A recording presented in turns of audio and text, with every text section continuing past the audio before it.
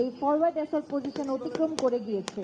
অ্যাসল্টিং ব্যাটালিয়নগুলো forward assault position অতিক্রম করার পরপরই ফায়ার এবং মুভ কৌশল অবলম্বন করে অবজেক্টিভের দিকে অগ্রসর হচ্ছে।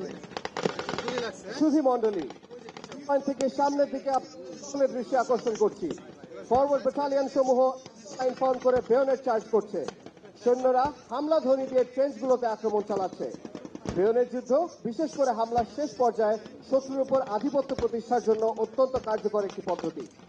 সাহসী পদাতিক সৈন্যরা তাদের অ্যাসল্ট রাইফেলের সঙ্গে চড়ানো বেয়নেট দিয়ে শত্রুকে নির্মূল করছে এবং শত্রু প্রতিরক্ষা ব্যবস্থা সম্পূর্ণরূপে ধ্বংস করছে। বেয়নেট চার্জ করার আগে স্টেজ ক্লিয়ার করতে সৈন্যরা গ্রেনেড নিক্ষেপ করছে।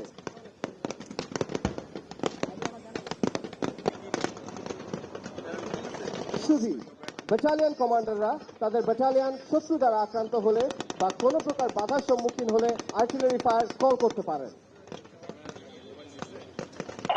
Hello, C146, battery target, repair target, uniform 3015, 3 round gunfire, 3-6, shot, time of flight 19 seconds.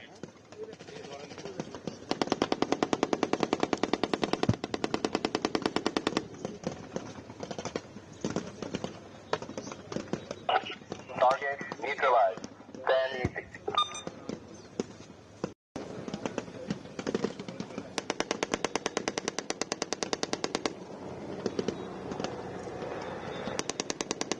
উপস্থিত সুধী, এখন আপনারা আপনাদের সামনে দেখতে পাচ্ছেন আক্রমণরত ব্যাটালিয়নের ফলো আপ কোম্পানিগুলো প্রথম পর্বের লক্ষ্যবস্তু মপ আপ করছে। 14 বীর এবং 17 বীর মেকানাইজ ব্যাটালিয়নের ফলো আপ কোম্পানিগুলো নিশ্চিত করছে যে শত্রু প্রতিরক্ষা সম্পূর্ণরূপে ধ্বংস হয়েছে এবং পর্বরেখা 1 বাঘের থাবা পর্যন্ত অঞ্চল শত্রুমুক্ত হয়েছে। ব্রিগেড কমান্ডারের মিশন সঠিকভাবে সম্পন্ন করতে আক্রমণটি দুটি পর্যায়ে বিভক্ত করা হয়েছে। প্রথম পর্বে 14 বীর এবং 17 বীর শত্রু বামের অংশ উৎখাত করার জন্য পর্বরেখা 1 বাঘের থাবা পর্যন্ত আক্রমণ চালাচ্ছে। পরবর্তীতে 37 বীর পর্বরেখা 2 মরণ কমল পর্যন্ত আক্রমণ পরিচালনা করবে। সুধী মণ্ডলী, অর্থবামে লক্ষ্য করে দেখা যাচ্ছে এপিসি এবং ট্যাঙ্ক সমূহ পর্বরেখা 1 বাঘের থাবা বরাবর অবস্থান গ্রহণ করেছে। তাদের মূল উদ্দেশ্য হল কাভারিং ফায়ার প্রদান করে নিজ ব্যাটালিয়নকে অগ্রসর হতে সহায়তা করা।